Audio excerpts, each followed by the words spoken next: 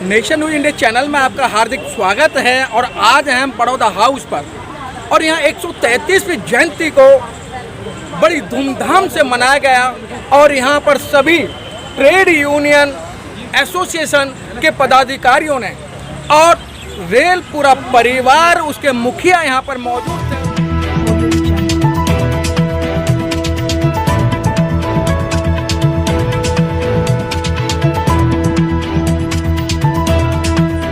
पर जो भी वक्ता ने कहा वो उसकी अपनी राय है जिसकी पुष्टि नेशन न्यूज इंडिया नहीं करता। धन्यवाद। बाबा साहब की बात को इस तरीके से प्रोया कि बहुत अच्छे ढंग से, और आज का जो संचालन कर रही थी हमारे बीच में कम्युनिकेशन विभाग से आती हैं सपना दत्ता जी, और सपना दत्ता जी की जितनी तारीफ की जाए उतना कम है।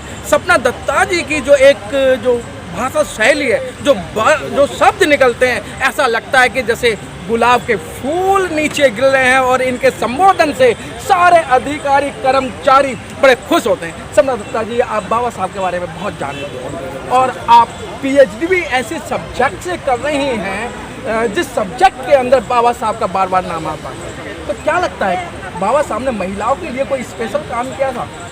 बिल्कुल, निश्चित रूप से बाबा साहब जी ने सिर्फ महिलाओं के लिए ही नहीं बल्कि समाज के हर तबके के लिए कार्य किया।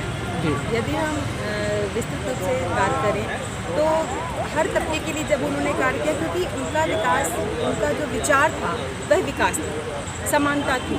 समानता के साथ में राष्ट्र आगे बढ़े।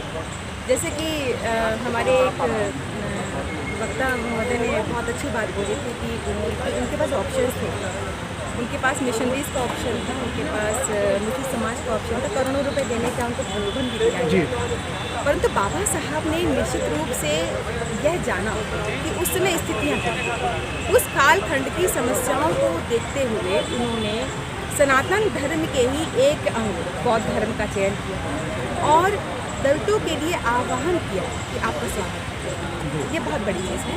तो उनका जो मेरी जो कविताएं भी उनके लिए निकलती हैं वो इसी विचार, जो उनकी भावनाएं थी, जो राष्ट्र को जोड़ करके चलने की जो उनका उद्देश्य था, उस उद्देश्य को मैं समाज के समक्ष लाने का एक प्रयास कर रही थी। और आप सभी को ज़रूर बताना चाहूँगी, विगत कई वर्षों से हम लोग एक कार्य कर रहे थे, संपूर्ण संविधान को छंदबद्ध करें। जिस प्रकार से रामचरितमानस आई, जैसे हम रामायण पढ़ते थे तो रामायण संस्कृत में लिखी गई थी, आम जनमानस के लिए बहुत क्लिष्ट थी, उसके लिए पढ़ना समझना बहुत मुश्किल था। मध्यकाल में जब आक्रांताओं का इतना प्रकोप था, ऐसी स्थिति में जन समाज के मध्य में रामायण के विचारों को रखना गोस्वामी जी ने सार्थक किया, रामचरितमानस की रचना की।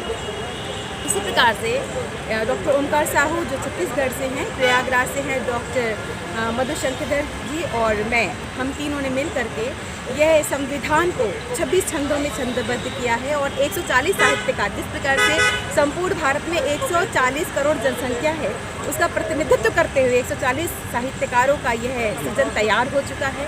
और आपको बताना चाहूँगी, golden book of world record से हम सभी के सर्टिफिकेट्स भी आ चुके हैं। यह रिकॉर्ड हमें मिल चुका है, जी आभार। और इसी जून में 15 या 16 जून को इसका लोकार्पण करने जा रहे हैं, जो कि बाबा साहब के लिए एक सच्ची श्रद्धांजलि है। दत्ता जी, लोग कहते हैं और लोगों के अंदर जो भ्रांति है कि बाबा साहब ने सिर्फ काम किया है, दलितों के लिए काम किया है, बाबा साहब ने दलितों की महिलाओं के लिए काम किया है, और ये आप तो एक अपर कास्ट से आते हैं और आपके अंदर बाबा साहब की जो एक आइडियोलॉजी है वो कूट के भरी हुई है। क्या ये जो लोग बोलते हैं ठीक है? देखिए, बहुत साफ सी बात है कि पिक्चर जो दिखाई जाती है जी, हम वो समझते हैं, लेकिन यदि बाबा साहब को समझना है तो अच्छी पुस्तकें पढ़ें। बाबा साहब को समझना है, बिल्कुल, क्योंकि वो स्वयं कहते हैं कि मैं मूर्ति में नहीं उपस्थित हूँ, मैं पुस्तकों में उपस्थित हूँ। मैंने जब अध्ययन किया तब निर्णय पाया। तो एक बार आप सभी भी अध्ययन कीजिए, लेकिन अच्छी पुस्तकें, एक सच साहित्य पढ़िए। ये पुस्तकें आपको थोड़ी सी महंगी मिल सकती हैं, थोड़ी मुश्किल से मिल सकती हैं, आप गूगल पे सर्च कर सकते हैं। आप जब उनको पढ़ना शुरू करेंगे, और एक बार में नहीं, जब उसको 2 बार 3 बार पढ़ेंगे, जिस प्रकार से भगवत गीता, श्रीमद् भगवत गीता का जब पाठ करते हैं हम, श्री रामचरितमानस का पाठ करते हैं हम एक बार पढ़ते हैं श्रीमद् भगवत गीता में अर्जुन उवाच या श्री कृष्ण उवाच हमने पढ़ा, हमने साधारण रूप से पढ़ा तो हमें वो उसका मूल ग्रहण हुआ। परंतु जब कभी आप व्यथित होते हैं, आप समस्या से ग्रसित होते हैं, किसी आप अवसाद से परेशान होते हैं, उस समय जब आप उसी आवाज़ को पढ़ते हैं तो वो घटना आपसे जुड़ जाती है।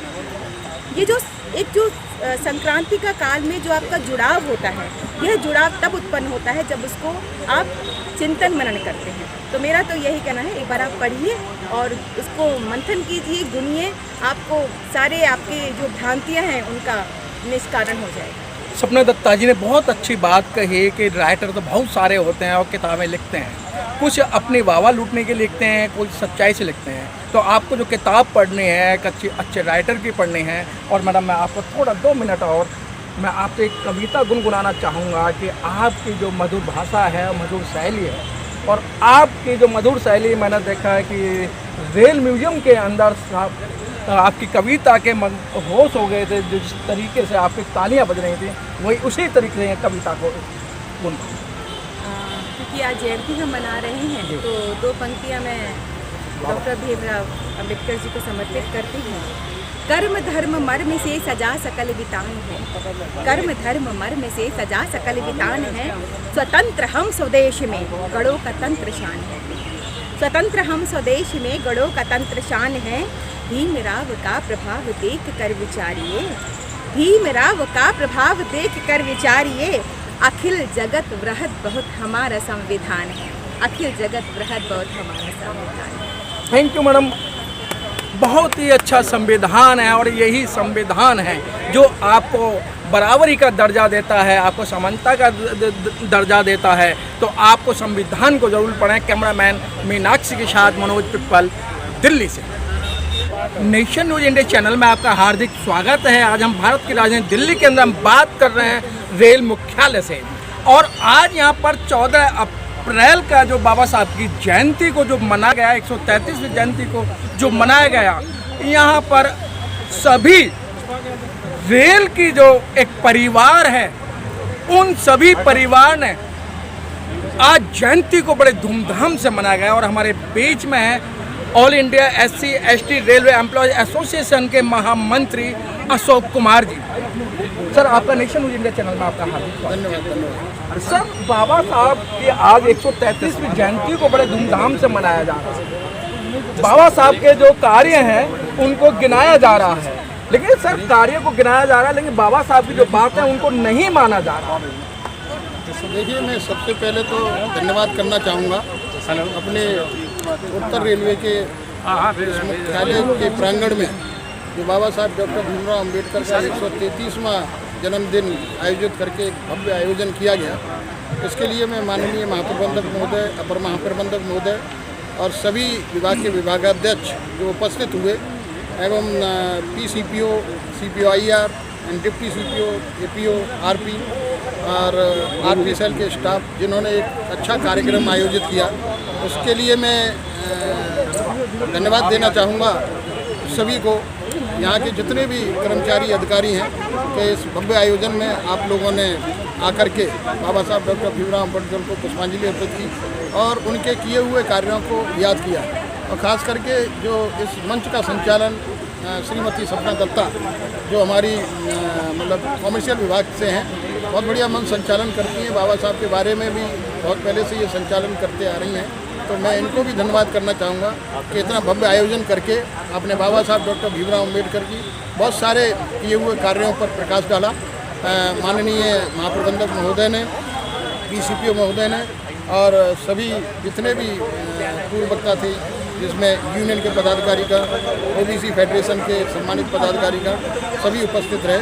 मैं इस 133वें जन्मदिन को बहुत बहुत बधाई देता हूँ। और जिस बात के लिए आपने मुझसे सवाल किया कि बाबा साहब को मानते तो हैं लेकिन उनके मतलब उनकी बात को हम लेकिन मैं इतना ही कहना चाहूँगा कि बाबा साहब डॉक्टर भीमराव अम्बेडकर एक ऐसे महापुरुष पैदा हुए हैं इसी देश में नहीं पूरे विश्व में, उनका मुकाबला एजुकेशन के मामले में आज तक किसी ने नहीं कर पाया।